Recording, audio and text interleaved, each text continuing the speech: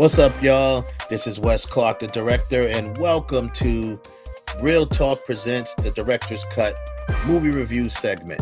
Today, we're going to be reviewing the movie Trap, directed by M. Night Shyamalan. This is the 21st film in the director's catalog. It is a psychological thriller slash mystery slash suspense, starring Josh Hartnett as the main character, and with her feature film debut, Salika Shyamalan, who is M. Night Shyamalan's daughter and also a upcoming pop artist.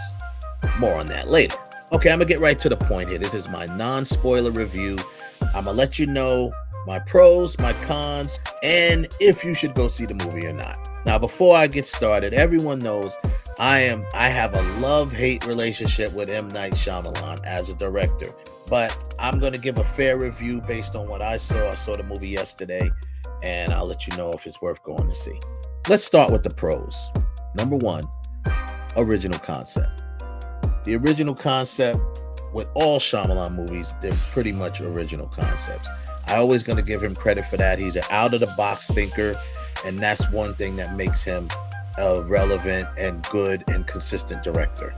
Josh Hartnett plays a character, the main character, Cooper, and he is a father who takes his little daughter, Riley, to a concert to see this big pop superstar, played by Shyamalan's daughter, Salika Shyamalan, who is a singer and is an upcoming pop artist, only to find out that while at this concert, this serial killer that is at large is said to be at this concert, and this whole thing is a trap to catch this serial killer that's been plaguing their city.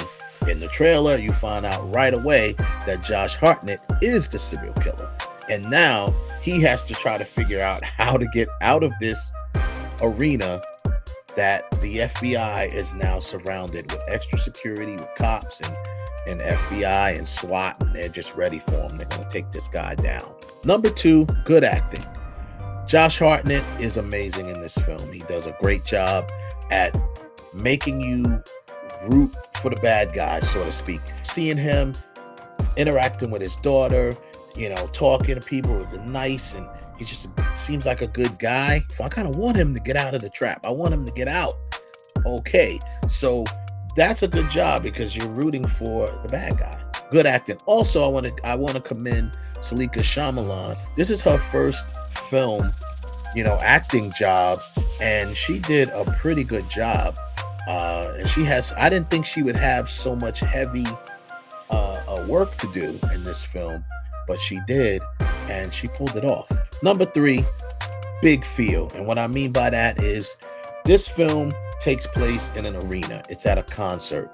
Only very small, main cast, but a lot of backgrounds, at least hundreds. I mean, the way they made it feel like thousands, because it was supposed to be like a 20,000 seat arena that was supposedly full. I doubt they have 20,000 extras and 20,000 background actors, but they had a lot.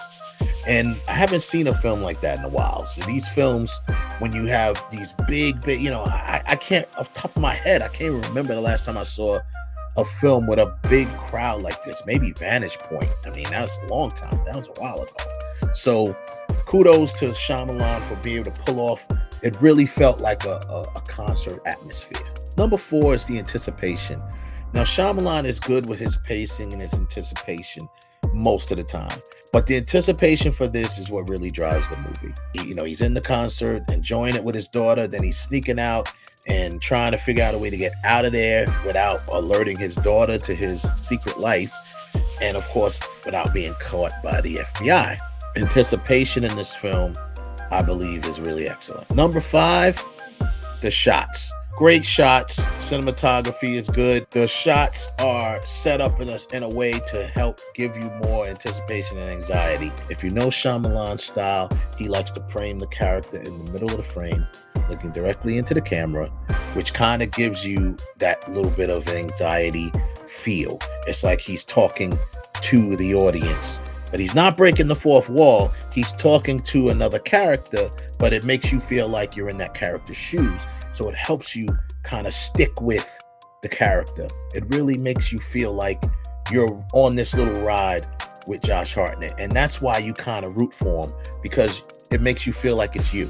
And my last pro would be this thing served as one big promo video for his daughter, who is a pop artist in her own right.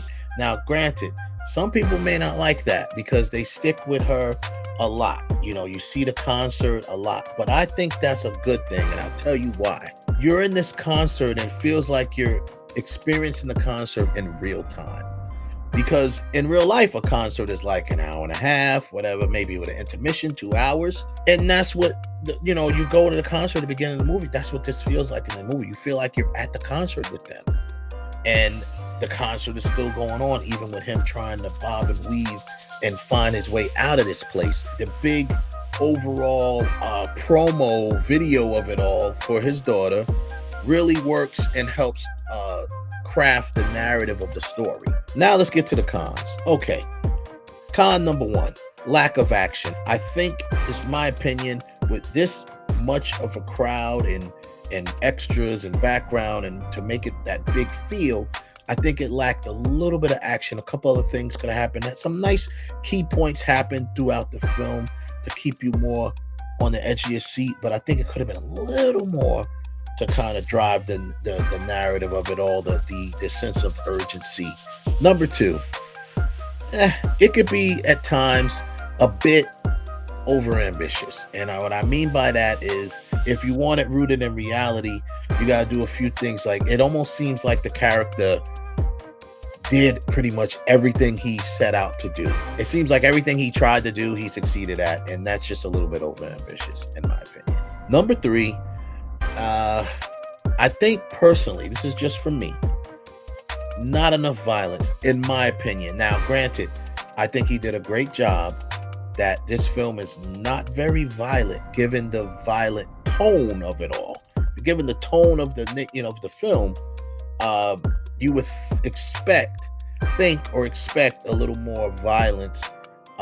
Not much in there, and that's a personal thing for me. I would have probably made it a little more violent, but I do give him kudos for making it not so violent. It's a PG-13. You can actually take your kid to see this. Like, no sexual overtones or undertones, no sexuality, not a lot of profanity, and not a lot of violence. There's some, but not a lot. So that could be a pro and a con, but for me, it's a con. Another con I say that actually hurt the film is the release date.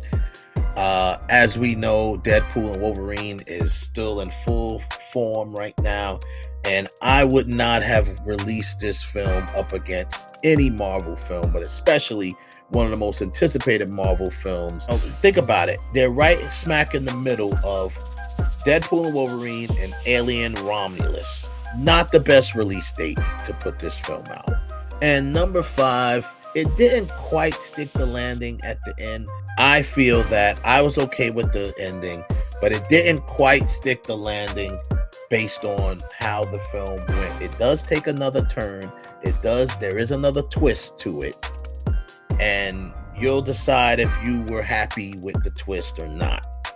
I myself, I was okay with the twist. I wasn't happy. I wasn't unhappy. But overall, I was okay. Is this movie worth a watch? I would say yes. Make sure you like and share this video. Subscribe to the channel, the IE Network on YouTube. Follow me, all my social media at The Director, for more videos, more reviews, more movie topics. I'm Wes Clark, The Director, and that's a wrap for now.